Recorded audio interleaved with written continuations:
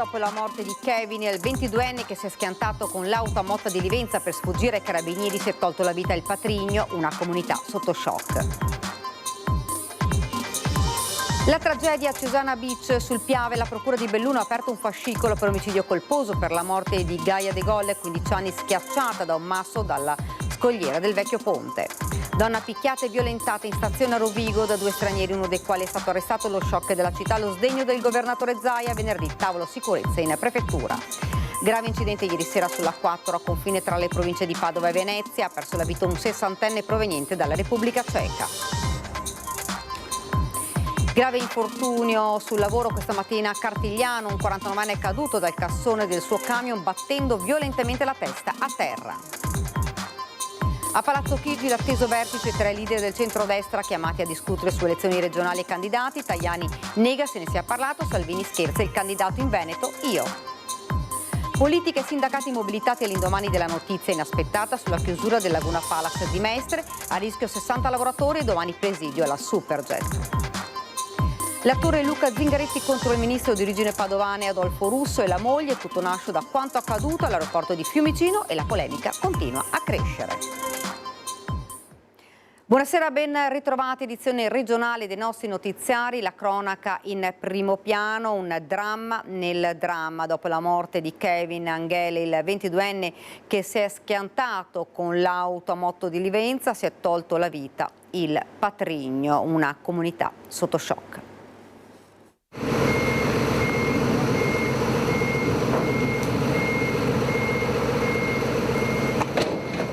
Le immagini terribili dell'auto tranciata in due, il groviglio di lamiere, la giovane vita di Kevin, 22 anni, spezzata in quel tratto di strada a Motta di Livenza. A poche ore da quel dramma che ha distrutto una famiglia si è consumata un'altra tragedia. Il Patrigno del giovane si è tolto la vita in casa. Nessun biglietto ha lasciato la famiglia. A trovare l'uomo, 43enne di origine bosniaca, la compagna, mamma di Kevin. Le ragioni del gesto, si suppone, siano legate alla morte del 22enne. A Oderzo, dove vive la famiglia, è calato un silenzio di dolore immenso. Kevin, che si era licenziato dal lavoro, da qualche tempo si era trasferito con un amico in un appartamento a Pordenone. Intanto sull'asfalto in via Corrado Gini a San Giovanni di Motta di Livenza i segni dello schianto contro il platano. Il ragazzo era al volante della sua Alfa Romeo Brera quando, alla vista dei carabinieri, ha premuto l'acceleratore dandosi alla fuga.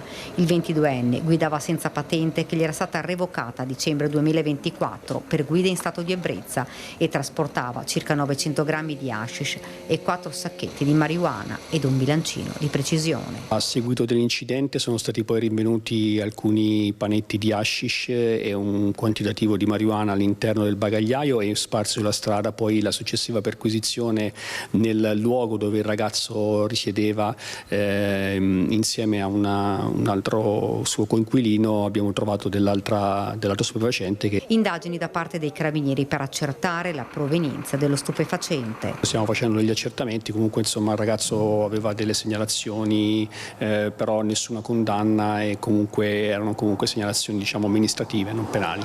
Nei pressi dell'incidente sono stati anche recuperati dai militari dell'Arma alcuni cellulari appartenenti al ragazzo. Forse fra i messaggi si potrà chiarire dove stava andando e perché aveva in macchina Kevin quella droga. Rimane la tragedia di 2 vite spezzate, di una famiglia distrutta, di una mamma e compagna che ha perso in un istante gran parte della sua vita. E tragedia di ieri pomeriggio a Cesana Beach, la spiaggia che sorge nell'area demaniale sotto la diga di Busche, ha perso la vita Gaia De Golle, 15 anni, di Lentiai di Borgo Valbelluno, schiacciata da un masso della scogliera del vecchio ponte di Cesana. La procura di Belluno ha aperto un fascicolo per omicidio colposo. Probabilmente si stava arrampicando su dei sassi, ci sono dei massi abbastanza grossi qua sotto di protezione di una colonna e lì probabilmente è scivolata. Una fatalità inspiegabile quanto inaccettabile. Un pomeriggio d'estate a Cesana Beach, luogo rinomato in provincia perché meta di giovani e famiglie desiderosi di trovare riposo, ristoro e svago. C'erano molte persone perché adesso d'estate è sempre come se fosse una spiaggia, quindi è sempre pieno di ragazzi, di gente che viene a prendere il sole, che viene a nuotare, poi c'è anche lì c'è anche un piccolo bar, quindi c'era anche tutta questa gente che era lì al chiosco, insomma, perché è un'area molto frequentata. D'un tratto il vociare viene zittito dall'eco di un rumore sordo seguito da grida di aiuto. Per realizzare quanto accaduto basta sporgersi oltre la boscaglia. Sotto il pilone del vecchio ponte di Cesana, fra i massi che lo rinforzano, c'è il corpo ormai privo di vita di Gaia De Golle, 15 anni, residente a Colderù di Lentiai, comune di Borgo Valbelluna. Vicino a lei l'amica e coetanea, ferita perché coinvolta dallo scivolamento di un masso. Incolume la sorella. I soccorsi sono fulminei. Il personale del 118 arriva con ambulanze e con l'elicottero, assieme ai vigili del fuoco che con l'ausilio di cuscini di sollevamento tentano di sottrarre la giovane Gaia dalla trappola mortale. Tutto inutile. Al medico del 118 non resta che constatare il decesso della ragazzina. La mamma corre disperata, ma sopraffatta dalla scena straziante viene colta da malore e trasferita all'ospedale di Feltre. All'ospedale di Belluno invece viene trasportata l'amica di Gaia. A lei la sorte ha riservato un destino diverso. Forse perderà 2 dita di una mano, ma è viva. Dolore immenso, perdite una vita, ci sono molte altre parole da aggiungere, solo questo. Il vice sindaco di Borgo Valbelluna a stento trattiene la commozione. L'assessore regionale Giampaolo Bottacin, interpellato sui pericoli che si celano sulle sponde del Piave, spiega. Oggi può essere che una parte del fondale sia in un modo, domani in un altro, una parte delle arginature sia toccata dall'acqua, domani no, insomma sono ambienti abbastanza pericolosi. È necessario conoscere il pericolo per cercare di non esporsi al pericolo, questo credo sia la base di tutto. Occupandomi di sicurezza anche per motivi professionali, credo che questo sia l'aspetto più importante. Gaia De Golle frequentava l'agrario di Feltre, la ginnastica artistica la sua passione. Una famiglia, la sua, segnata dal lutto per la morte del padre pochi anni fa in seguito a malattia. Una tragedia nella tragedia. La procura di Belluno ha aperto un fascicolo ipotizzando il reato di omicidio colposo e al momento non risultano iscrizioni nel registro degli indagati. Le indagini proseguono sulla base degli accertamenti svolti dai carabinieri. Disposta anche l'autopsia sulla salma della quindicenne per accertare le cause della morte. Luglio 2025, agosto 2020, pochi chilometri in linea d'aria più a nord, 5 anni fa. Un evento simile per la sua dinamica strappò alla vita Alessio Bortoluzzi, anch'egli di 15 anni, schiacciato fra 2 massi lungo la scogliera del Piave, poco sotto la cartiera di Santa Giustina. Multe fino a 500 euro per chi fa il bagno nel Brenta, troppi pericoli, così il sindaco di Campo San Martino firma l'ordinanza che entrerà in vigore sabato. In 20 anni hanno perso la vita 10 persone, tutte nello stesso punto e 2 insieme nel 2024, numeri impressionanti che si riferiscono alla spiaggia ribattezzata della morte lungo il Brenta a Campo San Martino. Il divieto di fare il bagno esiste lungo tutto il fiume, ma qui in particolare il pericolo è altissimo e così il sindaco rompe gli indugi e firma un'ordinanza che entra in vigore nel fine settimana, controlli delle forze dell'ordine e multe fino a 500 euro. Qui in quest'area sono morte ben 10 persone nel giro di 20 anni, c'è una cifra allucinante che ci impone, grazie anche a un tavolo tecnico, come serva un'ordinanza sindacale, quindi del sindaco. Questa ordinanza prevede che dal ponte a adesso 200-300 metri a valle sarà il divieto di balneazione con sanzioni che arrivano fino a 500 euro. Sul tavolo, dopo 2 riunioni tecniche con Regione, Genio Civile e Forze dell'Ordine, la sicurezza delle persone, evitare le tragedie. I tecnici hanno fatto un sopralluogo direttamente sul posto, la comunicazione c'è, cartelli in molte lingue anche, i divieti sono ben visibili, eppure non basta. Siamo motivati per trovare delle soluzioni, il tema è complesso perché è un tema che interfaccia la giurisprudenza, le leggi, l'ordinamento, però dobbiamo trovare delle soluzioni. Il buon senso talvolta non basta. Abbiamo cartelli in molte lingue, alcune anche sconosciute per quanto mi riguarda, con caratteri, ideogrammi cinesi, arabi, quindi le indicazioni del divieto e della pericolosità ci sono, però dobbiamo andare oltre, far comprendere che alcune zone specifiche sono pericolose e quindi sono decisamente da non balneare, da non nuotarci. Il 14 luglio del 2024, lo ricordiamo, persero la vita un 23enne di origini cingalesi, in Italia da pochi giorni, che era entrato in acqua ed era stato subito in difficoltà e un romeno di 30 anni che non aveva esitato a tuffarsi per cercare di salvare l'altro giovane. Pur in forze, campione di braccio di ferro, anche lui era stato risucchiato dalle correnti ed erano morti entrambi. L'ordinanza scatterà nelle prossime ore e sarà in vigore per tutta l'estate fino al 30 settembre. Continuiamo con la cronaca. Dovrebbe essere trasferito in queste ore dalla Grecia a Padova il 17enne gravemente ferito dopo essere caduto dal terrazzo di un appartamento a Corfù dove era in vacanza. Tutto dipende dalle autorizzazioni per il volo sanitario.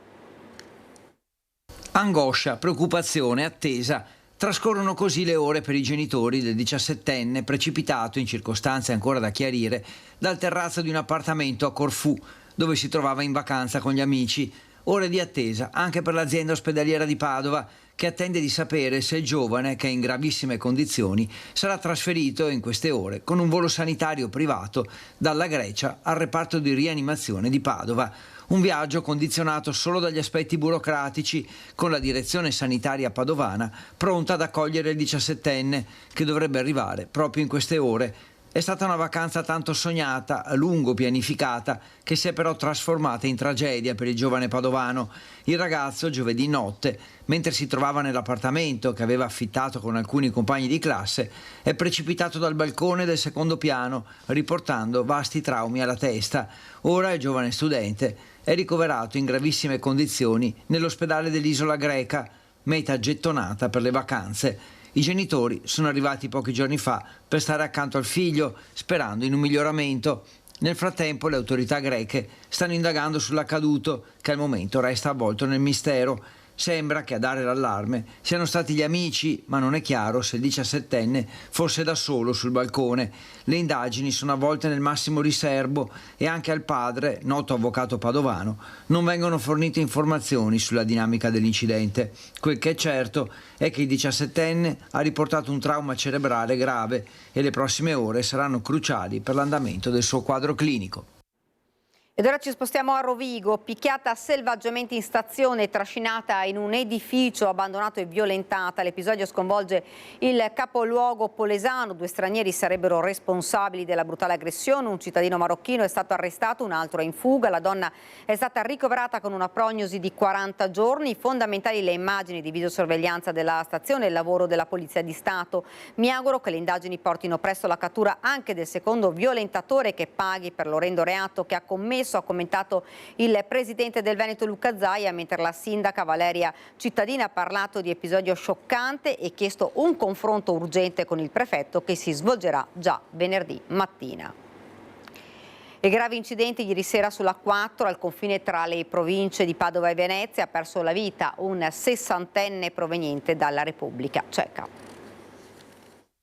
Incidente mortale nella notte lungo l'autostrada A4 all'altezza di Pianiga in direzione Milano. A perdere la vita Daribor Jurecek, 60enne originario della Repubblica Ceca, a bordo di un furgone che si è scontrato con un auto articolato.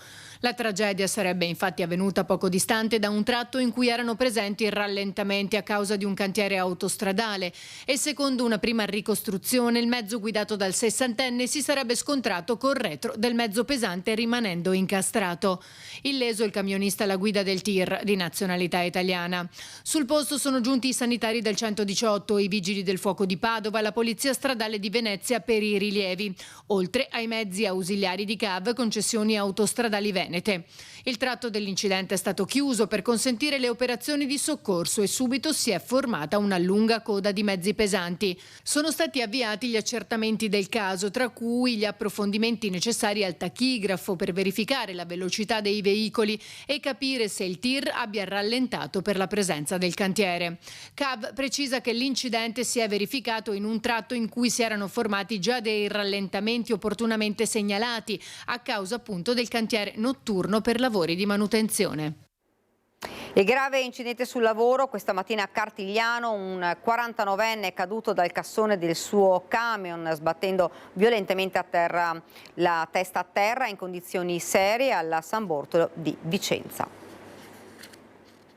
È ricoverato in gravi condizioni a San Bortolo di Vicenza l'autista 49enne rimasto coinvolto nell'incidente sul lavoro accaduto intorno alle 8:30 nel piazzale esterno della ditta di attrezzature meccaniche Omo di Cartigliano in via Montegrappa.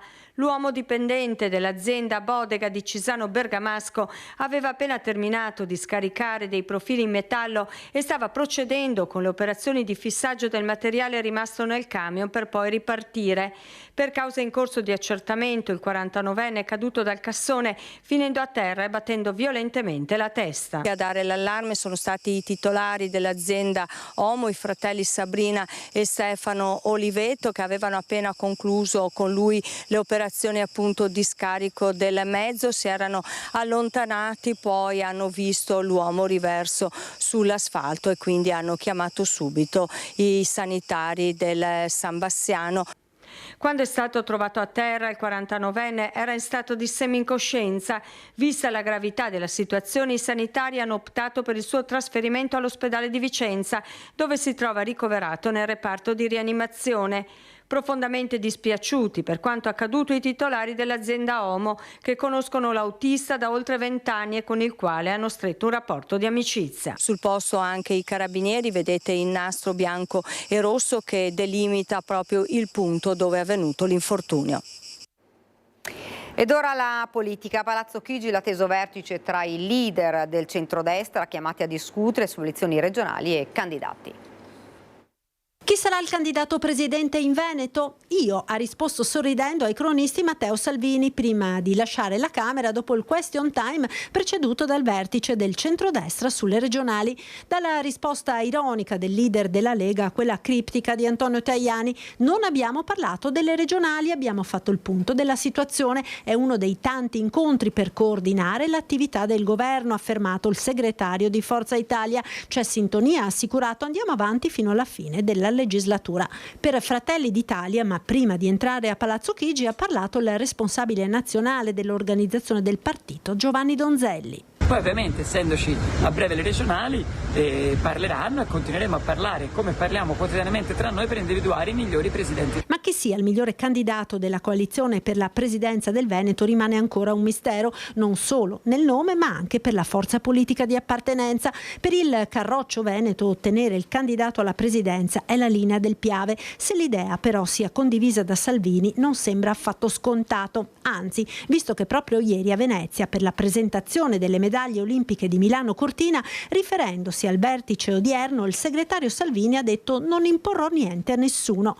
Poi l'incontro con Zaia, 5 minuti appena, nel quale si dice il vice premier abbia proposto al governatore una poltrona di ministro. Zaia, che non ha ancora fissato la data del voto né scoperto le carte su un'eventuale lista a suo nome. Tant'è che la quadra tra le forze di maggioranza fosse difficile da trovare, soprattutto per il Veneto, era abbastanza prevedibile. La competizione tra Lega e Fratelli d'Italia è serrata, eppure Forza Italia, con Tosi che rilancia quotidianamente, non sembra intenzionata a mollare l'osso tanto facilmente. Certo, siamo a metà luglio ed il tempo comincia a stringere.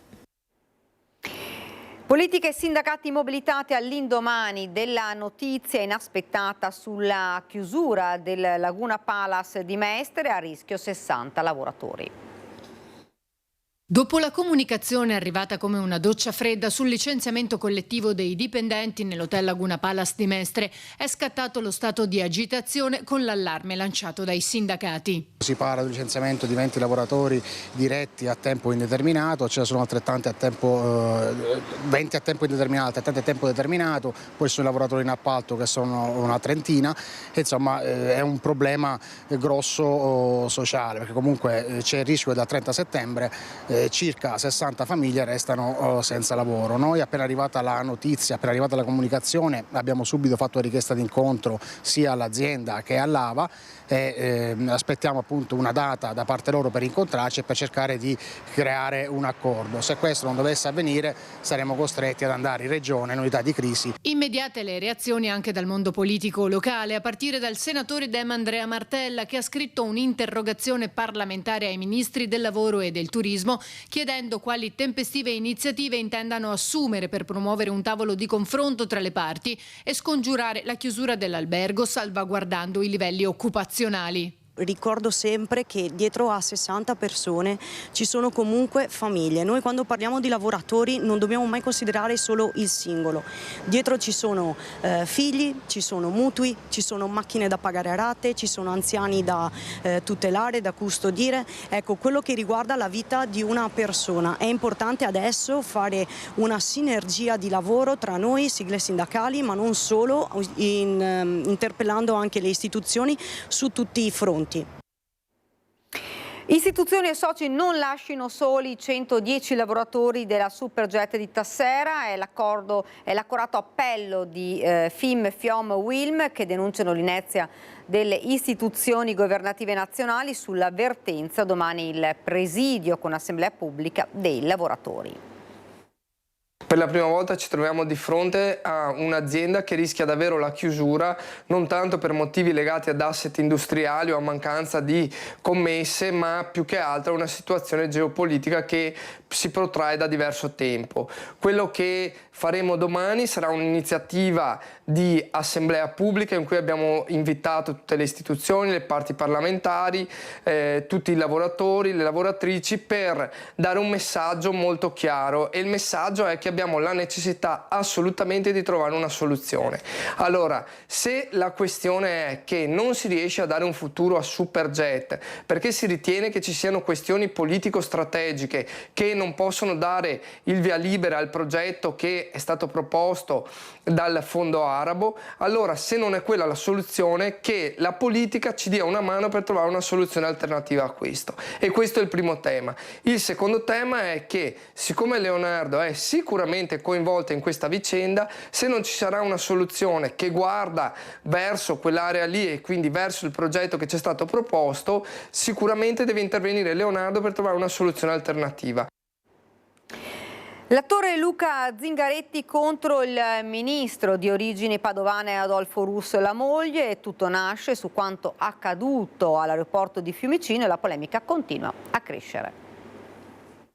Oggi a Fiumicino, quando depositi i bagagli per partire, ho assistito a una scena veramente. C'era la moglie di un politico nazionale che passava davanti a tutti, con la scorta che gli ha fatto prego, prego. A scatenare la polemica è stato l'attore Luca Zingaretti sui social, un vero e proprio attacco frontale al ministro Adolfo Urso, nato 68 anni fa a Padova ed eletto parlamentare più volte proprio nella città del Santo.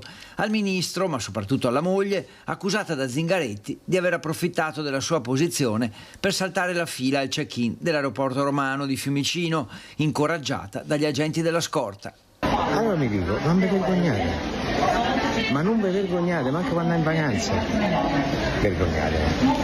La risposta non si è fatta attendere dopo che il quotidiano nazionale La Repubblica ha rilanciato la vicenda e contattato il ministro, che prima ha affermato di aver accompagnato la moglie al check-in, di essere rimasto a lungo al telefono e di averla salutata senza accorgersi di comportamenti scorretti.